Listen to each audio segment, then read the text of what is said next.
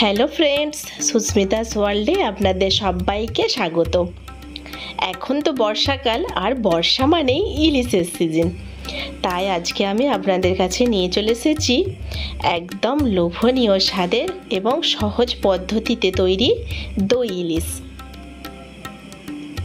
এই দই ইলিশ যদি একবার খান তাহলে মনে হবে যে ইলিশের শুধু এই রেসিপিটাই বানিয়ে খাই। চলুন তাহলে রেসিপিটা দেখে নেওয়া যাক। আমি একটা মিক্সিং জার নিয়েছি, তার মধ্যে আমি দিয়ে দিলাম 2 চামচ সাদা সর্ষে আর দিয়ে দিলাম 1 চামচ কালো সর্ষে। এবার এই সর্ষের মধ্যে অল্প পরিমাণে একটু জল দিয়ে দেবো। প্রথমে খুব বেশি জল দেবো না, তাহলে ভালো করে পেস্ট হবে না। জল দিয়ে একটু পেস্ট করে নিয়েছি, দেখুন ভালো করে পেস্ট হয়নি, তাই আমি আবারও কিছুটা জল দিয়ে একটা কাঁচা লঙ্কা দিয়ে ভালোভাবে পেস্ট করে নিয়েছি। এখানে আমি ইলিশ মাছ ভালো করে কেটে ধুয়ে পরিষ্কার করে নিয়েছি। আর দই ইলিশের যেটা মেন উপকরণ সেটা হলো টক দই। এখানে আমি হাফ কাপ টক দই দিয়ে দিয়েছি। সর্ষের পেস্টটা কিন্তু আমি ছেঁকে নিয়েছি, তবে সর্ষেটা এখন ব্যবহার করব না। এবার আমি মাছের ওপরে দিয়ে দিলাম স্বাদ মতো লবণ আর অল্প একটু হলুদ গুঁড়ো, আর দিয়ে দেব সামান্য একটু কাশ্মীরি লঙ্কার গুঁড়ো। এবার সমস্ত কিছু উপকরণ ভালোভাবে মাছের সাথে মেখে নিতে হবে।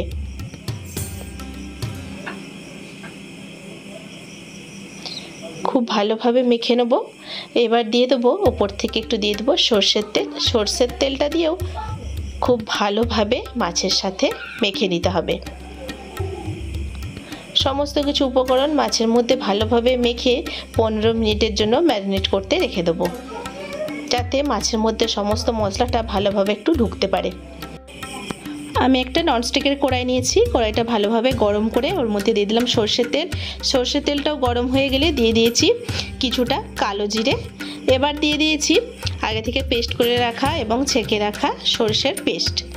সর্ষের পেস্টটা দিয়েই সাথে সাথে দিয়ে দেবো ম্যারিনেট করে রাখা মাছগুলো। গ্যাসের ফ্লেমটা আমি কিন্তু লোতেই রেখেছি। এবারে প্লেটের মধ্যে সমস্ত মশলাটা আমি মাছের ওপরে ঢেলে দেবো। এবার প্লেটটা অল্প একটু জল দিয়ে ধুয়ে এই মাছের সাথে দিয়ে দেবো।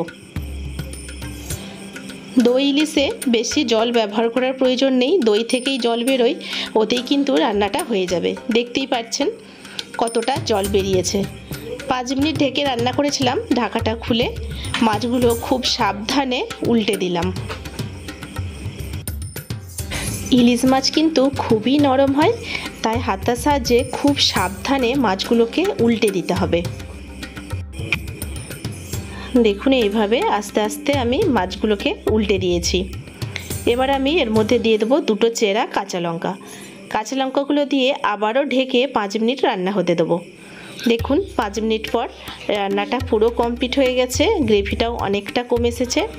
এবারে গ্যাসের ফ্লেমটা অফ করে ওপর থেকে 1 টেবিল চামচ সর্ষের তেল ছড়িয়ে গ্যাসের ঢাকাটা বন্ধ করে 5 মিনিট রেস্টে রেখে দেবো, যাতে করে সর্ষের তেলের পুরো ফ্লেভারটা মাছের মধ্যে খুব ভালোভাবে ঢুকতে পারে। এবার আমি ইলিশ মাছটা সার্ভ করে দেখাবো। দেখুন কতটা লোভনীয় দেখতে হয়েছে এই দই ইলিশ। ইলিশ মাছটা যদি খুব ভালো পাওয়া যায় আর এইভাবে যদি দই ইলিশ করা যায়, তাহলে কিন্তু এই রকম ইলিশ দিয়েই 1 থালা ভাত নিমেষে শেষ করে দেওয়া যাবে। সো ফ্রেন্ডস, আজকের রেসিপিটা যদি আপনাদের ভালো লেগে থাকে তাহলে অবশ্যই একটা লাইক করবেন আর কমেন্ট করে আপনাদের মতামত জানাবেন, আর অন্যদেরকেও শেয়ার করে এইরকম একটা সুন্দর রেসিপি দেখার সুযোগ করে দেবেন।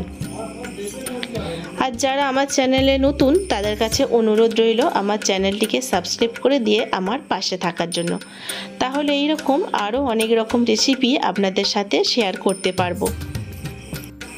আপনাদের সহযোগিতা পেলেই আমরা খুব সহজেই আমাদের সামনের পথটা অতিক্রম করতে পারবো। সকলেই ভালো থাকবেন, সুস্থ থাকবেন। বাই।